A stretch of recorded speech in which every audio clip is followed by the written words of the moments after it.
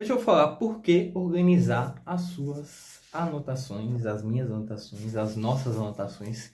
Por que organizar? Qual é a importância da gente organizar, não por uma organização simplesmente temática, mas a partir daquilo que a gente está conseguindo fazer ou que aquilo que a gente já tem de ideia prévia. Então, uma das dificuldades que eu tenho com minhas anotações é a legibilidade, né? Dá pra ver aqui que não é uma coisa muito legível. Essas aqui são anotações mais de pensamentos do que, por exemplo, anotações de aula. E, além disso, tem essa questão, né, de não conseguir ler de fato as anotações. Mas eu vou falar sobre um outro problema, que é perder, simplesmente perder as anotações.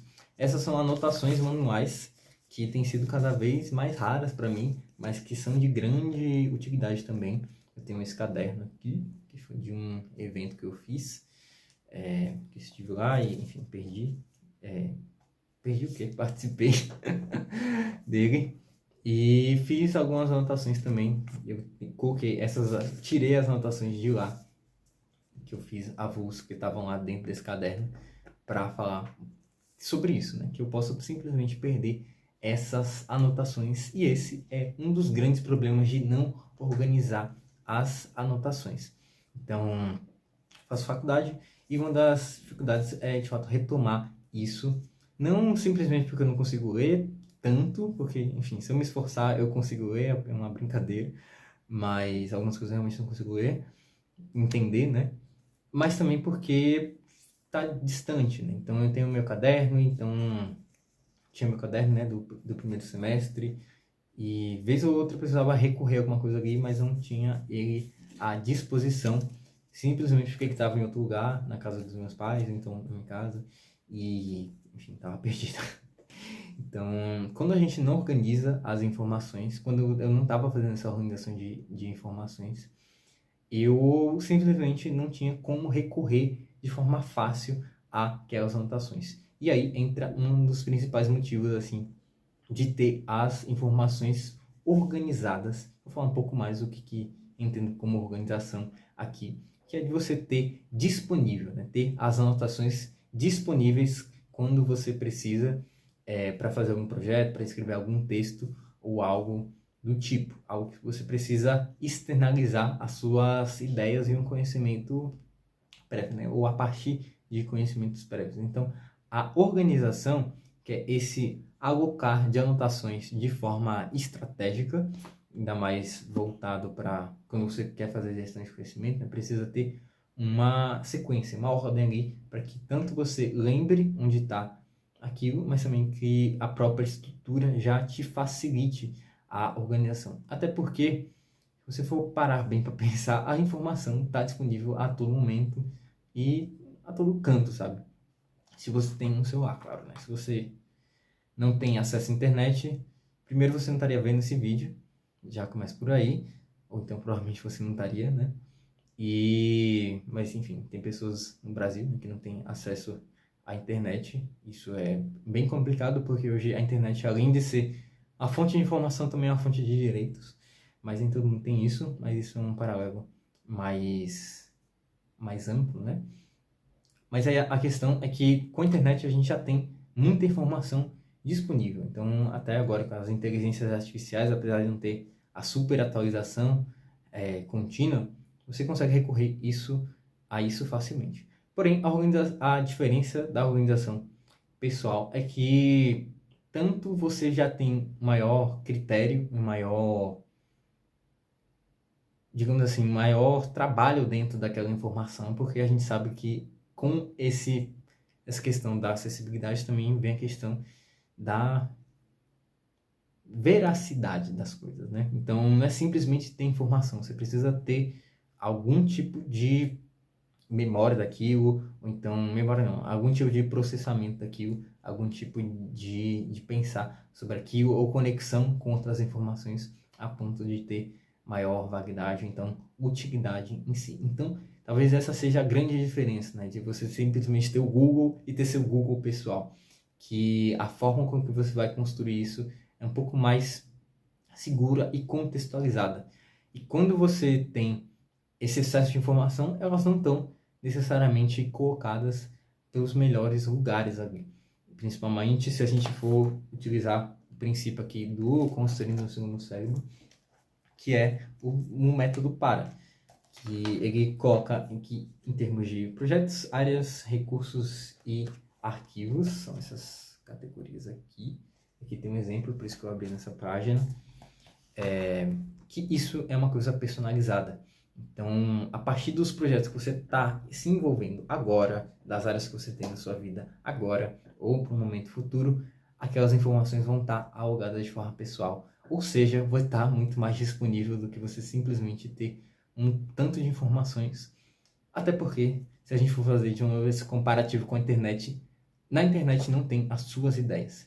Então, uma coisa que para mim é muito bonito, assim, da gestão do conhecimento, de estar fazendo esse processo, é que eu valorizo mais as minhas ideias, simplesmente porque elas estão ali, elas estão disponíveis ali. E tem muitas conversas que você tem, muitas perspectivas que você tem a partir de contextos que não estão simplesmente disponíveis a qualquer momento na internet. Você consegue organizar dentro do seu próprio sistema e aí que as coisas vão ganhando mais força, porque você consegue ter informações, experiências, né, o próprio conhecimento ali mais disponível de forma contextual para que você consiga atingir mais coisas e criar mais a partir disso. Então, essa é a grande diferença de ter um sistema de gestão de conhecimento pessoal, ter a informação disponível. Não sei se o celular está descarregando, tá? Assim, tem 5%. Então, isso te poupa tanto tempo, porque fazer uma pesquisa já é uma coisa demorada em si, e fazer uma pesquisa de coisas que você já teve contato, ideias que você já teve, ainda é uma perca dupla de trabalho, né? Como se fosse um certo retrabalho. Porém, a grande dificuldade, assim, e talvez um certo convencimento a isso, é que essas informações que a gente perde, esse tempo que a gente perde, não é tão metrificado, digamos assim, né? Então, isso passa batido. Mas ao longo do tempo, quando você vai somando esse tempo que você fica procurando coisas e tendo que repesquisar coisas que você já teve contato, pode ser um grande tempo. Eu estou só vendo aqui a questão da bateria. É 5% mesmo. É um grande tempo que você perde. E aqui que entra, acho que uma outra forma também, né? De como a gestão do tempo, ou gestão do conhecimento, impacta na gestão do tempo.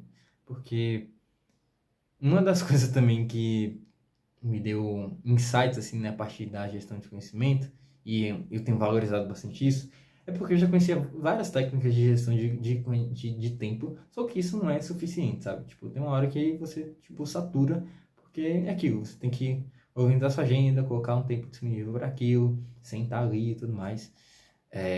Enfim, usar a técnica Pomodoro, time blocking, ou bunching tasks, um monte de técnicas assim envolvidas na gestão do conhecimento. Porém, o tempo que você está ali dedicado mesmo, como é que você vai ter qualidade desse tempo? Essa qualidade para mim é subitamente, subitamente, não sei nem se essa é a palavra certa para isso, mas enfim, de forma muito mais intensa, aproveitada a partir do conhecimento. Então, dentro da gestão do tempo, como é que você vai utilizar e ter qualidade e, consequentemente, aliás, não é consequentemente isso, mas talvez em paralelo ter mais aproveitamento daquilo, ter mais eficiência.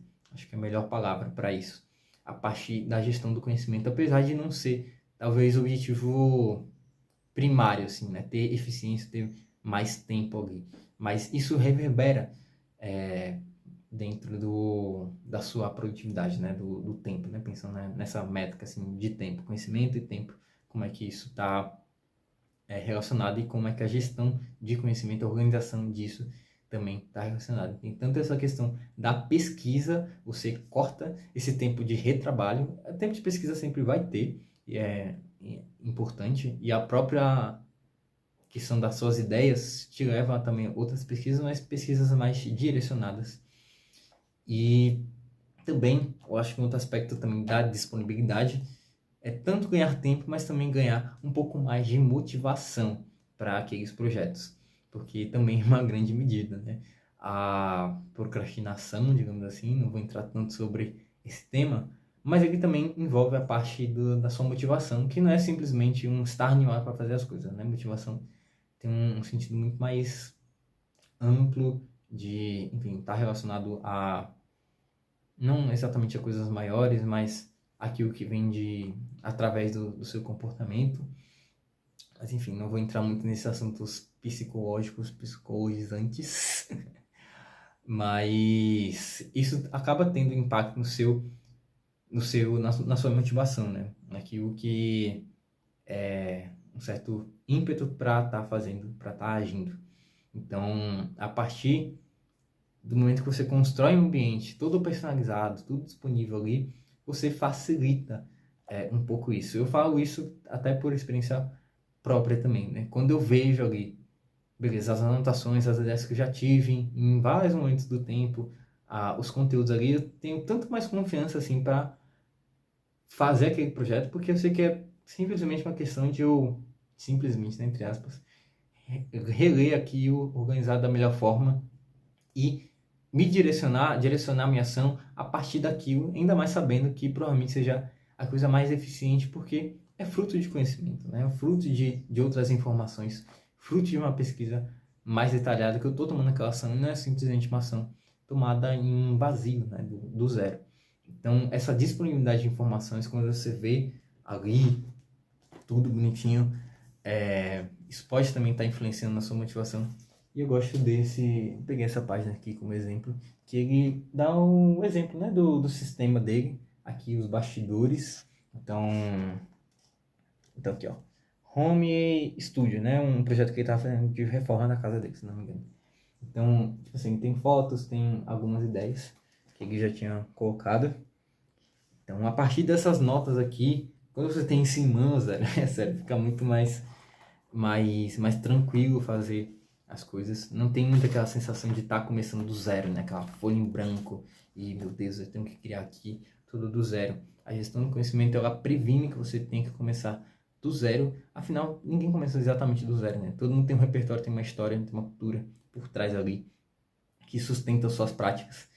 A questão aqui é apenas a disponibilidade mais registrada disso, né? Tenho certeza que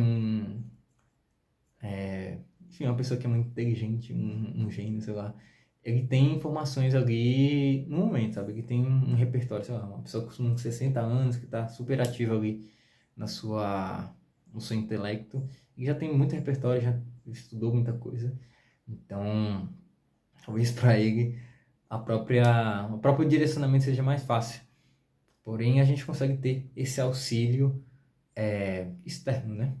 E, enfim, construir a partir disso. Então, por isso que a organização das notas é importante, para você ter as notas disponíveis, para você tanto ganhar mais tempo, não tendo que repesquisar coisas que você já teve contato, mas também para aumentar, influenciar um pouco da sua motivação a partir do momento que as coisas estão um pouco mais facilitadas para você executar. E se você curtiu esse tipo de vídeo sobre tanto um pouco da minha experiência, mas também sobre esse tema da gestão do conhecimento e da própria produtividade, uma perspectiva diferente, já segue aqui para acompanhar mais vídeos como esse e tamo junto até o próximo vídeo.